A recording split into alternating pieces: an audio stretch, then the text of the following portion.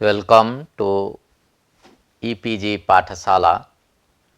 E-PG पाठशाला पक्षतः सर्वेषां सर्वासां कृते हार्दिकं स्वागतम् अभिनन्दनं च। अधुना लघुशब्देन्दुशेखर ग्रन्थस्य परिभाषा प्रकरणस्य सूत्रद्वयं समाश्रित्य व्याख्या प्रचलिष्यते। प्रथमं भवति आद्यन्तौ टकितौ इति सूत्रं, तदनन्तरं मिदुचन्त्यात् परः इति सूत्रम्।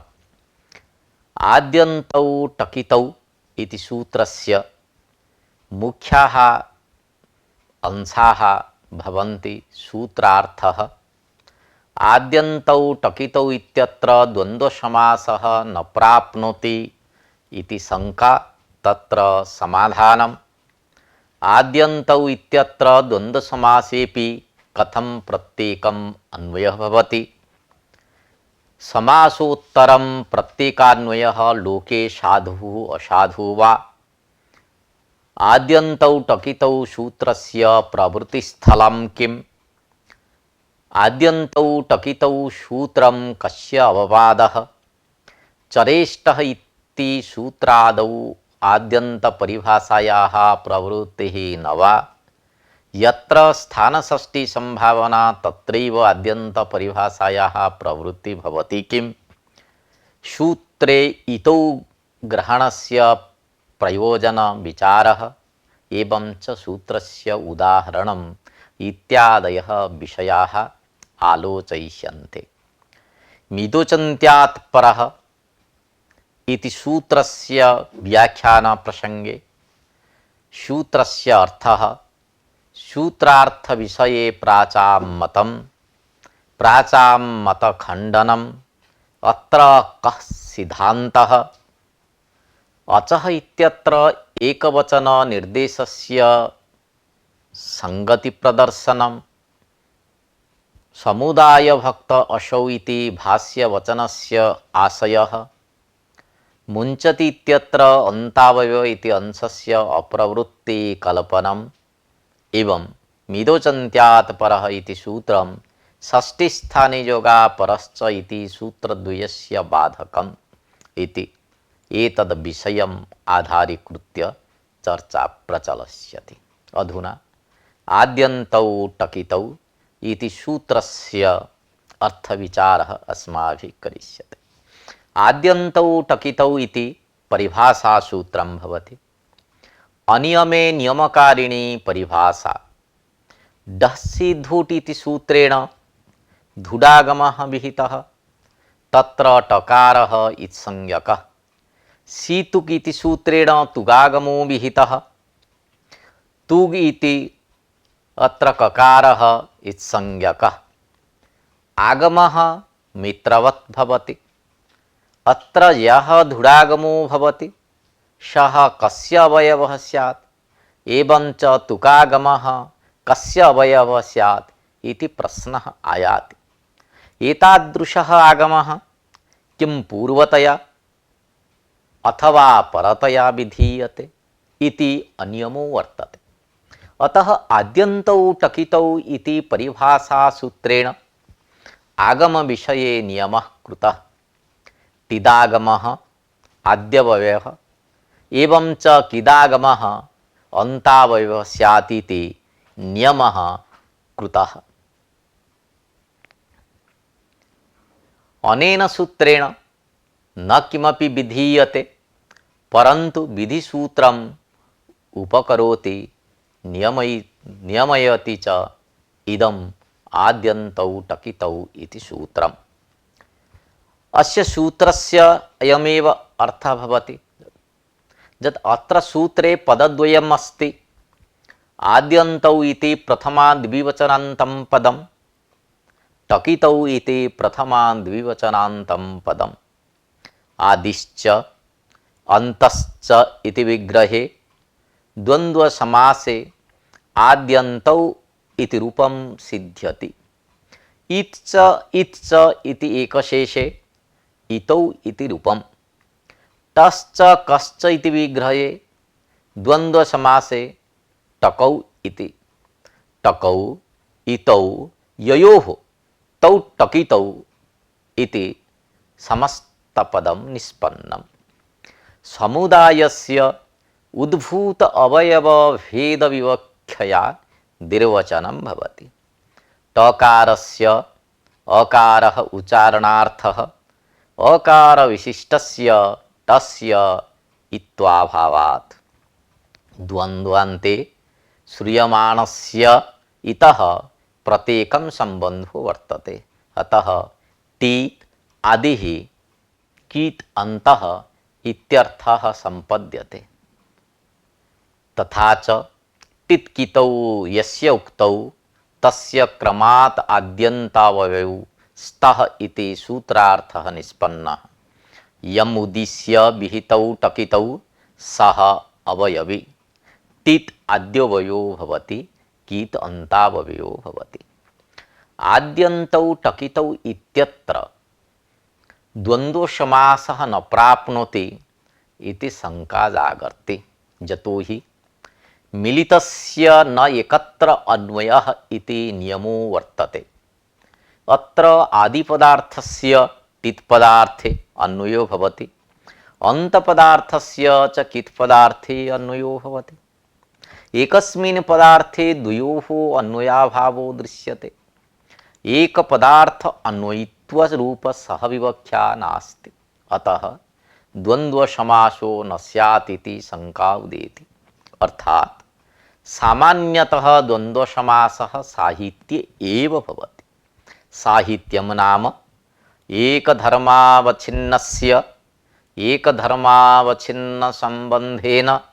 एकधर्मावच्छिन्ने अन्वयः यथा घटपटौ पश्य इत्यादौ अत्र घटपट समुदायावच्छिन्नस्य कर्मत्वरूपैक संबंधेन दर्शन रूपैक क्रियायाम अन्वयो भवति अतः घटपटयोः परस्परं साहित्यम् अस्ति तथा च द्वंद्व समासः प्राप्नोति परन्तु आद्यन्तौ टकितौ इति सूत्रे आद्यन्तौ इति द्वंद्व समासः उपयुक्तो न भवति यतो हि आदि अन्त इति अनयोः शब्दयोः परस्परं साहित्यं नास्ति आदि इत्यस्य अन्वयः टित् पदार्थे अन्त इत्यस्य अन्वयः कित् पदार्थे किन्तु साहित्याय समस्यमान पदयोः एक संबंधेन एकस्मिन् पदार्थे अन्वयः आवश्यकः एवं च एकस्य इत् पदार्थस्य टकारे अपरस्य इत् पदार्थस्य ककारे अन्वयो भवति अतः अनयोः एकशेषोऽपि न स्यात् इति शंका उदेति अस्याः शंकायाः समाधानं नागेशः करोति यत् आद्यन्त समुदायस्य टकित समुदायार्थे अन्वयः करणीयः टकितौ आद्यन्तौ भवतः इति अर्थः स्यात् समुदायत्वावच्छिन्ने समुदायत्वावच्छिन्नस्य अन्वयः संभवति इत्थं साहित्यं प्रकल्प्य द्वन्द्वसमासो विधेयः इति नागेशाशयः आद्यन्तौ इत्यत्र द्वन्द्वसमासे विधानेपि कथं प्रत्येकम् अन्वयः स्यात् इति शंका जागर्ति यद्यपि समुदायत्वे अन्वये समासः द्वन्द्वसमासः उपपन्नः तथापि प्रत्येकम् अन्वयः न संभवति आदिपदार्थेन साकं टित् पदार्थस्य अन्तपदार्थेन साकं कीत् पदार्थस्य अन्वयः न प्राप्नोति यतो हि सविशेषणानां वृत्तेर्न वृत्तस्य वा विशेषणयोग न इति महाभाष्ये उक्तम् अस्ति एवं च पदार्थः पदार्थेन अन्वेति न तु पदार्थैकदेशेन इति नियमेन एकदेशे अन्वयः निषिद्धः तर्हि कथं प्रत्येकम् अन्वयः इति शङ्का। अस्याः शङ्कायाः समाधानं नागेशेन विहितं यत् समूहयोः अन्वयबोधोत्तरं यथासङ्ख्यमनुदेशः समानम् इति सूत्रारम्भसामर्थ्यात् प्रत्येकम् अन्वयः इति नागेशेन समाहितम्। अस्य अयमाशयः यत् लोके शत्रुं मित्रं विपत्तिं च जय रञ्जय भञ्जय इत्यत्र वाक्यार्थबोधे क्रमिकान्वय दृश्यते। अर्थात् शत्रुं जय मित्रं रञ्जय विपत्तिं च भञ्जय एतादृशः अर्थः अत्र विवक्षितः, न हि शत्रुः रञ्जय इत्यादि अर्थ विवक्षितः। यथा लोके एवं अन्वयः भवति तथैव शास्त्रेऽपि क्रमेण अन्वयः सिद्धः। एतदर्थं यथासङ्ख्यमनुदेशसमानम् इति सूत्रकरणं व्यर्थम्। अतएव यथासङ्ख्यसूत्रसामर्थ्यात् शास्त्रे समासोत्तरम् अपि क्रमिकान्वयः स्यात् इति ज्ञापयति। पदार्थः पदार्थेन अन्वयति न तु पदार्थैकदेशेन इति नियमेन एकदेशान्वयस्य वारणे अपि यथासङ्ख्यसूत्रसामर्थ्यात् प्रत्येकम् अन्वयः स्यात्, नास्ति तत्र कश्चन सन्देहः इति नागेशेन समाहितम्। समासोत्तरं प्रत्येकान्वयः लोके साधु असाधु वा इति तत्र विवादो दृश्यते। तदुपरि नागेशः कथयति एतादृशः प्रयोगः लोके असाधु, समासोत्तरं प्रत्येकान्वयः एवंविधः प्रयोगः लोके न इष्टः, तत्र क्रमेण अन्वयो न दृष्टः। अतएव भाष्यकृता पतञ्जलिना प्रोक्तं देवदत्तस्य अजा यज्ञदत्तस्य अभिधनम् इति अर्थे अजाविधनौ देवदत्तयज्ञदत्तौ इति प्रयोगः लोके न प्रचलति। अस्ति चेत् कश्चित् पुरुषारम्भः अस्ति इति आह संख्यातानुदेशो नाम इति भाष्येन एतादृशः प्रयोगः शास्त्रे प्रचलितः। यथा संख्यसूत्रम् अत्रार्थे प्रमाणं, लोके तु एतादृशः प्रयोगः असाधु भाष्य विरुद्धत्वात्। तदनन्तरम् आद्यन्तौ टकितौ इति सूत्रस्य प्रवृत्तिस्थलं किं वर्तते, कुत्र आद्यन्तौ टकितौ सूत्रस्य प्रवृत्तिः भवति इति विचारः वर्तते। अकारककारयोः इत्संज्ञा त्रिषु स्थानेषु प्रवर्तते, यथा आगमे धातौ प्रत्यये च।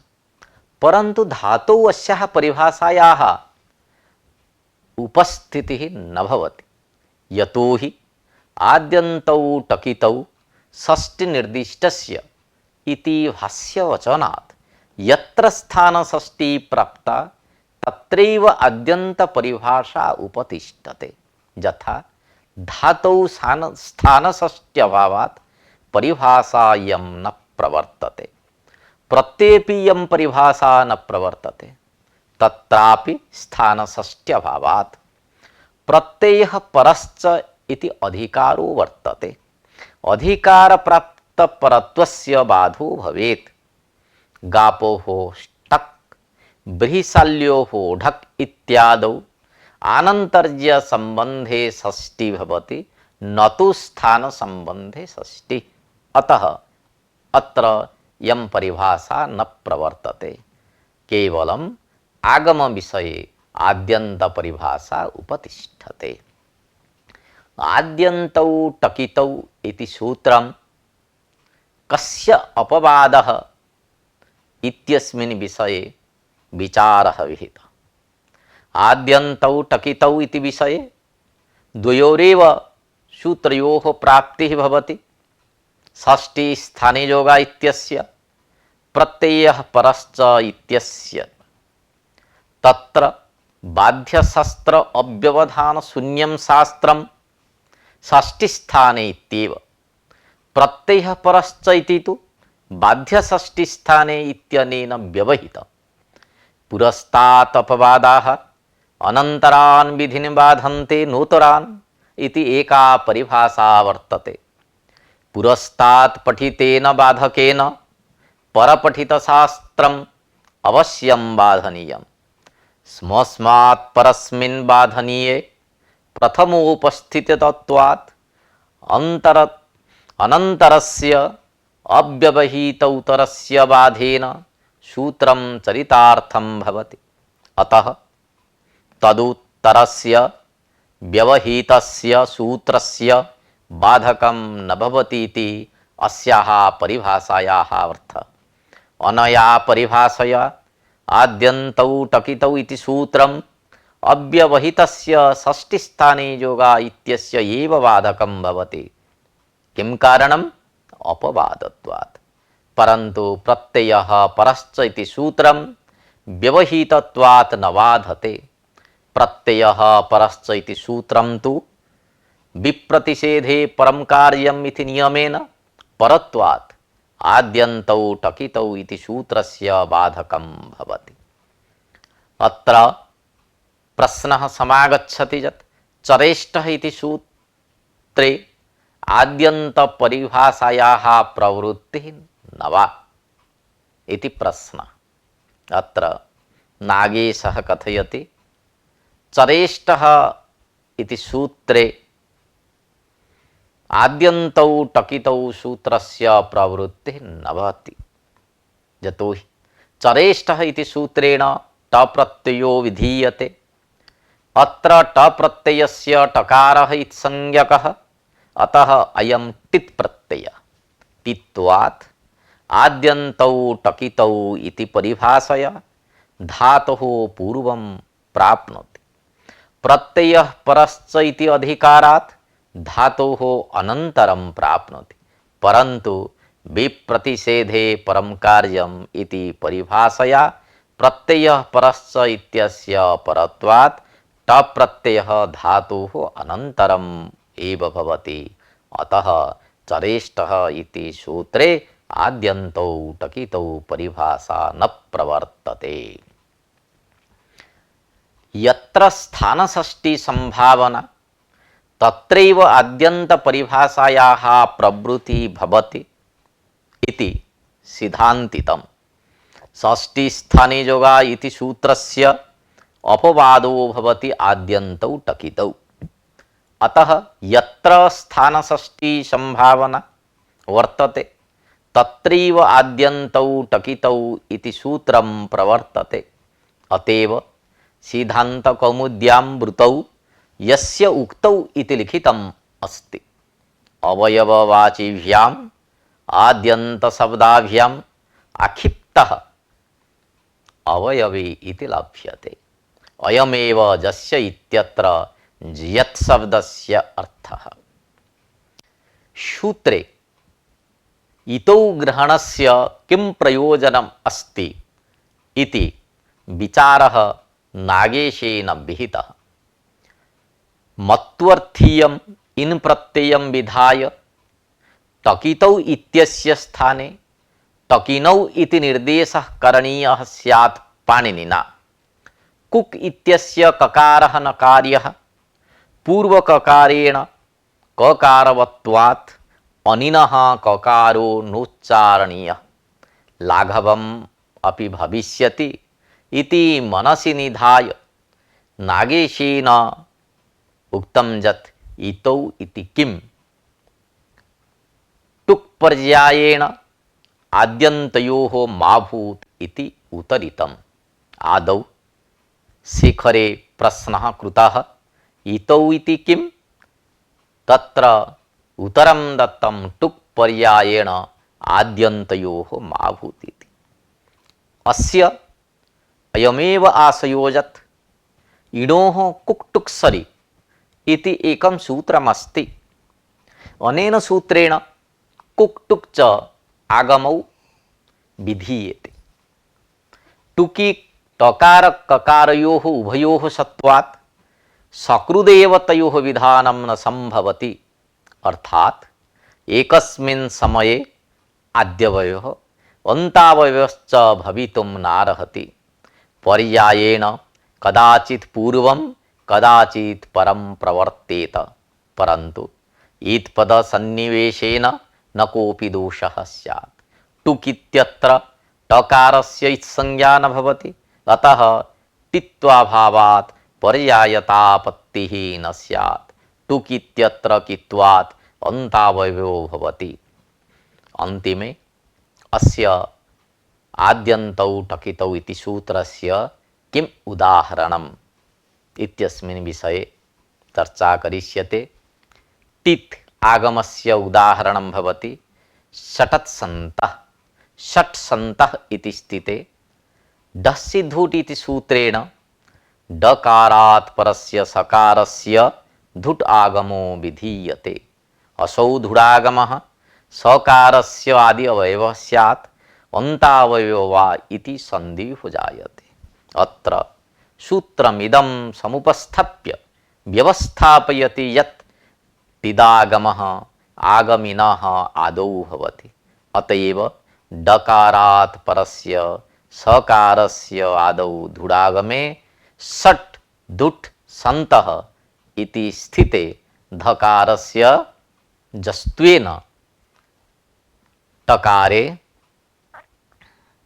दकारस्य चर्त्वेन तकारे डकारस्य तु चर्त्वेन टकारे षटत्सन्तः इति रूपं सिद्ध्यति।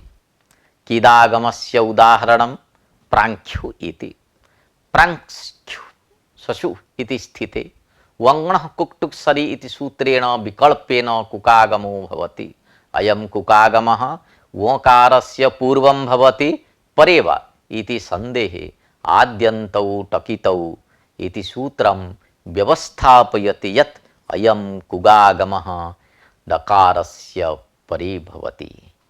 तेन प्राङ्ख्यु इति स्थिते ककार सकारयोः संयोगे ख्यकारे प्राङ्ख्यु इति रूपं निष्पन्नम्। इत्थम् आद्यन्तौ टकितौ इति सूत्रस्य विचारः सञ्जातः। अधुना अस्य सूत्रस्य सारांशः उपस्थाप्यते। आद्यन्तौ टकितौ इति परिभाषा सूत्रं टिदागमः आदि अवयवः किदागमः अन्तावयवः स्यात् इति आगम विषये नियमः कृतः। आदिश्च अन्तश्च इति विग्रहे द्वन्द्व समासे आद्यन्तौ इति रूपम्। इत्स इति एकशेषे इतौ, तश्च कश्च इति द्वन्द्व समासे टकौ, टकौ इतौ ययोः तौ टकितौ। आद्यन्त समुदायस्य टकित समुदायार्थे अन्वयं विधाय द्वन्द्व समासस्य साधुत्वं विधेयम्। समूहयोः अन्वयबोधोत्तरं यथासंख्य सूत्र सामर्थ्यात् प्रत्येकम् अन्वयः भवति। समासोत्तरं प्रत्येकम् अन्वयः लोके न प्रचलति। एतादृश प्रयोगः लोके असाधु एव। आद्यन्तौ टकितौ इति सूत्रं षष्ठी स्थाने योगा इति सूत्रस्य अपवादः। प्रत्ययपरश्च इति सूत्रं परत्वात् आद्यन्तौ टकितौ इति सूत्रं बाधते। अतः चरष्ट इत्यादौ आद्यन्त परिभाषा न प्रवर्तते। अधुना मिदोचन्त्यात् परः इति सूत्रस्य व्याख्यानं करिष्यते। मिदोचन्त्यात् परः इति परिभाषा सूत्रम् अनियमे नियमकारिणी परिभाषा नपुंसकस्य झलचः इति सूत्रेण नुमागमो विहितः। तत्र मकारः इत्संज्ञकः, अतः नुमागमो भवति मित्। आगमः मित्रवत् भवति। ज्ञान जस् इति स्थिते जसस्थाने सी आदेशे कृते ज्ञान इ इति स्थिते नपुंसकस्य झलचः इति सूत्रेण नुमागमो भवति। अयं नुमागमः ज्ञानशब्दस्य कुत्र भवति इति सन्देहो जायते। असौ मकार इत्संज्ञकः किं पूर्वतया उत परतया आहोस्वित् मध्ये वा विधीयते इति अनियमो वर्तते। अतः मिदोचन्त्यात् परः इति सूत्रं मित् यस्य विहितः तत्र अन्त्यात् अचः परतया प्रवर्तते इति नियमयति। अस्य सूत्रस्य कः अर्थः इति विचारः प्रचलति। अत्र सूत्रे चत्वारि पदानि सन्ति, यथा मित्, अचः, अन्त्यात्, परः इति। मित् इति प्रथमान्तं पदम्, अचः इति षष्ट्यन्तं पदम्, अन्त्यात् इति पञ्चम्यन्तं पदम्, परः इति प्रथमान्तं पदम्। आद्यन्तौ टकितौ इति सूत्रात् अन्तपदम् अत्र अनुवर्तते। मकारः इत् यस्य सः मित्, अचः इति षष्ट्यन्तं पदम्। निर्धारणे अर्थे षष्टि विभक्तिः विधीयते। अन्त्यः अर्थात् अन्तिमः अवयवः। तेन अचां मध्ये यो अन्त्यः तस्मात् परः तस्यैव अन्तावयवो मित् स्यात् इति सूत्रार्थः सम्पन्नः। सूत्रार्थ विषये प्राचां मतं। प्राचां मते अचः इति पञ्चम्यन्तपदं न तु षष्ट्यन्तम्। अचः इति अन्त्यात् इत्यस्य विशेषणता स्वीक्रियते। तथा च अन्त्यात् अचः परो भवति इति अर्थः सम्पन्नः। परन्तु एतादृशः अर्थः नागेशाय न रोचते। तस्य मतखण्डनं नागेशेन विहितम्। अन्त्यात् अचः परो भवति इत्यर्थ स्वीकारे यत्र अन्त्यभूतः अच वर्तते तत्रैव अस्याः परिभाषायाः प्रवृत्तिः स्यात्, यथा ज्ञानानि वनानि इत्यादौ। अत्र अन्त्यभूतः अच् भवति अकारः, अतः परिभाषायाः प्रवृत्तिः स्यात्। परन्तु जसांसि इत्यादौ अन्ते अच् नास्ति, सकाररूपः व्यञ्जनवर्णः वर्तते। अन्ते अचः अभावात् मिदोचन्त्यात् परः इति सूत्रस्य प्रवृत्तिः न भवति। तथा च अलोन्तस्य इत्यनेन सूत्रेण अन्त्यस्य स्थाने नुम् स्यात् इति दोषः प्रदर्शितः नागेशेन। एवं च सेमुचादीनाम् इदितो नुम् धातोः इत्यादि सूत्रैः मुचादीनाम् इदित् धातूनां च हलन्तत्वेन मिदोचन्त्यात् परः इति सूत्रस्य प्रवृत्तिः अपि न स्यात्। अस्मिन् विषये सिद्धान्तः प्रदर्शितः यत् अचः इति न पञ्चम्यन्तं पदम् अपि तु षष्ट्यन्तं पदम्। यतश्च निर्धारणम् इति सूत्रेण निर्धारणे अर्थे षष्टि विभक्तिः विधीयते। अतएव सिद्धान्तकौमुद्यामृतौ अचां मध्ये यः अन्त्यः इति लिखितम् अस्ति। अचां मध्ये अन्त्यत्वम् अचः विवक्षितं न तु समुदायस्य। अचः इत्यत्र यदि निर्धारणे षष्टि भवति तर्हि बहुवचनं स्यात्। कथम् एकवचननिर्देशस्य संगतिः इति विषये विचारः प्रचलति। अचः इति षष्टिविभक्तौ एकवचने रूपम्, एवं च निर्धारणषष्टि भवति। समुदायात् एकदेशस्य पृथक्करणं निर्धारणम्। अतः समूहवाचकात् एव निर्धारणविभक्तेः उत्पत्तिः स्यात्। एवं च अच् पदे अच्च अच्च अच्च इति एवं एकशेषस्य आवश्यकत्वात् तत्र बहुवचनं वक्तव्यम्।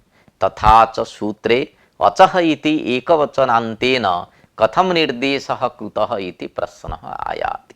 वस्तुतः अत्र सौत्रत्वात् व्यत्ययो बहुलम् इत्यनेन एकवचनं विहितम्।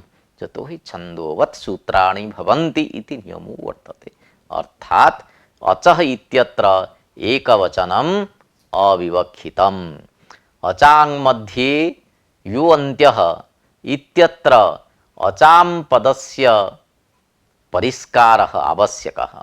अतएव नागेशः ब्रवीति अचांग मध्ये अंत्योपि सा जात्यात् अच एव गृह्यते। परंतु अक्षर समामनाये अचांग मध्ये अंत्यः यः उकार तस्य अत्र ग्रहणं न भवति। यस्य समुदायस्य मित्संज्ञकः प्रत्ययो विहितः तस्य समुदायस्य एव स प्रत्ययो भवति। अर्थात यस्य समुदायस्य मित् विहितः तद घटक जावत् अच समुदायः तदन्तस्य अचः ग्रहणं भवति। यथा कुंडानि बनानि, कुंड शब्दात् जस् विभक्तौ जस स्थाने सी आदेशे कुंड शब्दात् नुमागमो भवति। अत्र कुंड समुदायात् मित्संज्ञकः नुम विहितः तद घटक जावत् अच समुदायः उकारः अकारश्च तदन्तस्य अचः अकारस्य ग्रहणं भवति। अतः नुम अकारस्य अन्तावयवः भवति। तेन कुंड न इ एवं भवति। ततः सर्वनाम स्थान दीर्घे कुंडानि इति रूपं निष्पन्नम्। अतएव समुदाय भक्तो असौ नोच्छहते अवयवस्य इगन्तानां विहन्तुम् इति भाष्यवचनं संगच्छते। तर्हि समुदाय भक्त असौ इति भाष्यवचनस्य कः आशयः इति जिज्ञासा उदेति। अचांग मध्ये जो अन्त्यः तस्मात् परस्य एव अन्तावयो मिथ्यात् इति मिदोचन्त्यात् सूत्रस्य अर्थः। अत्र तस्य इति पदेन अचः इत्यर्थः करणीयः। समुदायस्य अवयवः अच, अचः अवयवः मित् नुम् इति। एवं च अवयवावयवः स्वस्य समुदायस्य अवयवो भवितुम् अर्हति। तथा च त्रपुणि इत्यादौ दीर्घः सिद्ध्यति।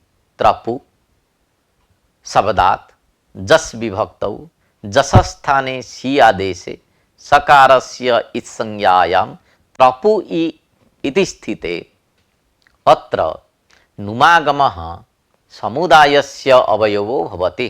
अतः त्रपून् इत्यत्र नकारान्तङ्गत्वात् सर्वनामस्थाने च संबुद्धौ इति सूत्रेण उपधायाः उकारस्य दीर्घः सिद्ध्यति।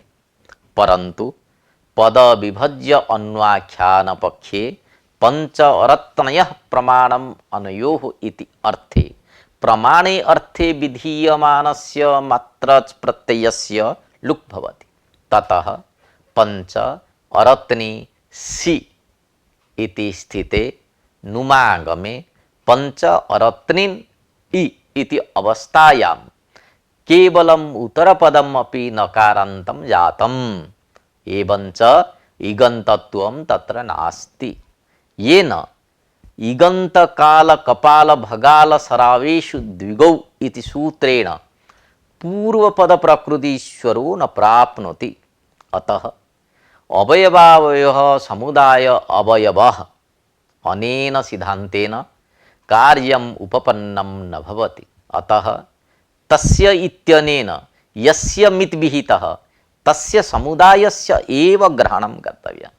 अतः समुदायस्य अवयवः स्वीकर्तव्यः। नुमादीनां समुदाये अवयवत्वात् इगन्तत्व व्यवहारो न विहन्यते इति भाष्यस्य आशयः। समुदाय भक्तः नाम समुदायस्य अवयवः इत्यर्थः। अन्तावयवः इत्यर्थः कथं लभ्यते, तत्र कः उपायः इत्यस्मिन् विषये चर्चा प्रचलति अधुना। अचांग मध्ये यो अन्त्यः तस्मात् परः तस्यैव अन्तावयवो स्यात् इति सूत्रार्थः प्रतिपादितः। तत्र अन्तावयवः इत्यर्थः कथं सम्पन्नः इति जिज्ञासा उदेति। वस्तुतः आद्यन्तौ टकितौ इति सूत्रात् अन्तपदम् अनुवर्तते। तेन अन्तावयवः इत्यर्थः सञ्जातः। आद्यन्तौ टकितौ इति सूत्रे आद्यन्तौ इति समस्तपदम्। अतः तस्य समस्तपदस्य एकदेशस्य अन्त्यस्य अनुवृत्तिः न समीचीना पदार्थैकदेशत्वात्, परन्तु स्वरितत्व प्रतिज्ञाबलात् एकदेशस्य अनुवृत्तिः संभवति। तत्र मुञ्चति इत्यत्र अन्तावयव इत्यस्य प्रवृत्तिः भवति न वा इति अंशस्य अन्तावयव इति अंशस्य आवश्यकता अस्ति न वा इति विचारः कर्तव्यः। मुञ्चति इत्यत्र से मुचादीनाम् इति सूत्रेण मुच् धातोः नुमागमो भवति। मुच् धातोः एकः एव अच् वर्तते। एकस्य एव अचः अच् समुदाय घटकात् अन्त्यात् अच्त्वं व्यपदेशिवत भावेन ज्ञातव्यम्। अन्त इति अंशस्तु बाधितत्वात् त्यज्यते। अयोग्यत्वात् अन्तांशस्य उपस्थितिः न भवति। एवं च फलाभावात् अवयवांशस्यापि उपस्थितिः न भवति। नकारे पदावयवत्वं तु तन्मध्यपतितन्यायेन विधेयम्।